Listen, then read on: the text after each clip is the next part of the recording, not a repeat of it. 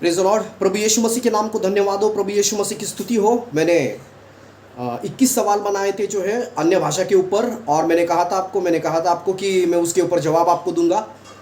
तो मैं पहला सवाल आपको बोलना चाहता हूँ, आपके सामने रखना चाहता हूँ। पहला सवाल था कि जो है पवित्र आत्मा का बपतिस्मा की आवश्यकता क्या है, ज़रूरत क्या है, पवित्र आत्मा की बपतिस्मा की ज़रूरत क्या है। अब हमारे एक जनाब ने कहा था कि अगर पवित्र आत्मा तुम्हारे अंदर है, यीशु मसीह को आप उद्धारकर्ता के तौर पर स्वीकार करते हैं, पवित्र आत्मा आपके अंदर है, तो पवित्र आत्मा की बपतिस्मा की ज़रूरत क्या है। आसान सा सवाल है, उसका जवाब भी आसान है, क्योंकि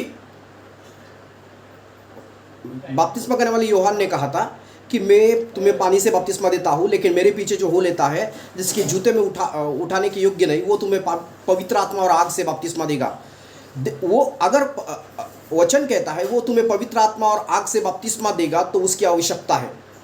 और महत्वपूर्ण बात है, यीशु मसीह उनका जब बपतिस्मा हुआ, उनके ऊपर पवित्र आत्मा कबूतर के तौर पर आया, ऊपर पवित्र आत्मा उनके ऊपर आया। जैसे पेंटिकोस के दिन पहला अध्याय जो है प्रेरितों के काम, इसका पहला अध्याय 8 नंबर के वचन में, पेंटिकोस के दिन पवित्र आत्मा उनके ऊपर आया, सभी लोग जो है आग की ज़बान उनके ऊपर आ गई, और सभी लोग अन्य भाषा में 120 लोग अन्य भाषा में बातें करने लगे।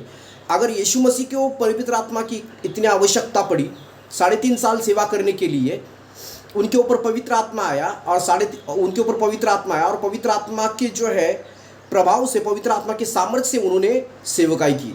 यशा की किताब इसका जो है 61 अध्याय, प्रभु का वचन कहता है कि परमेश्वर का आत्मा मुझ पर है, दिनों को जो है शुभ वर्तमान सुनाने के लिए परमेश्वर का आत्मा मेरे ऊपर आया है।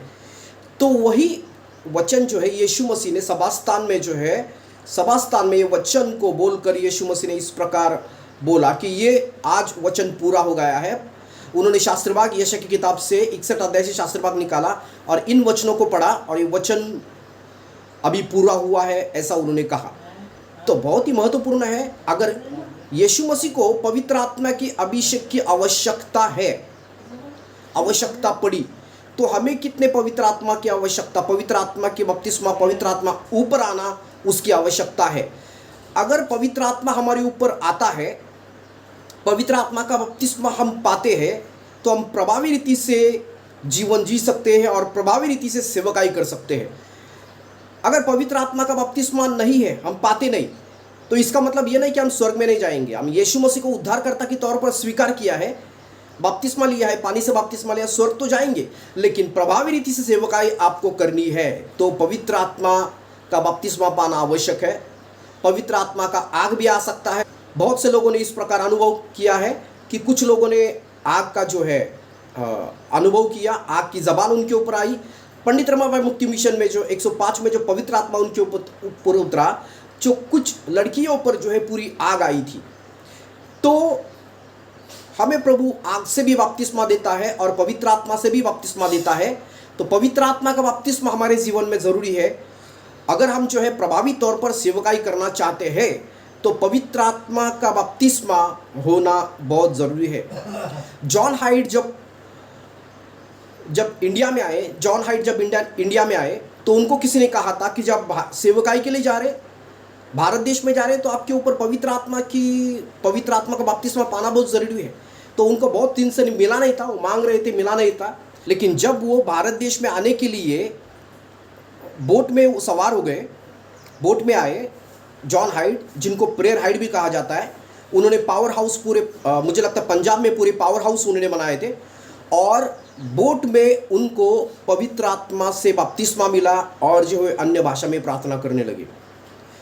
तो बहुत ज़रूरी है, बहुत सेवक लोगों ने पवित्र आत्मा की बपतिस्मा का अनुभव किया। जैसे बाइबल का वचन सत्य कहता है, मैं तुम्हें पानी से बपतिस्मा देता हूँ, लेकिन मेरे पीछे जो हो लेता है वो तुम्हें पवित्र आत्मा और आग से बपतिस्मा लेगा। इसलिए बहुत ज़रूरी है, पवित्र आत्मा और आग से हम बपतिस्मा पाते हैं, तो प्रभावी तौर पर हम सेवकाई कर सकते हैं। पवित्र आत्मा आपके ऊपर आएगा, उसका चिन्ह कुछ भी हो सकता है।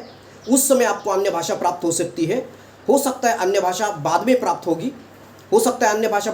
होगी, लेकिन उस समय आपको जो है पता चलेगा कि आप पवित्र आत्मा के बपतिस्मा पाए हुए हैं।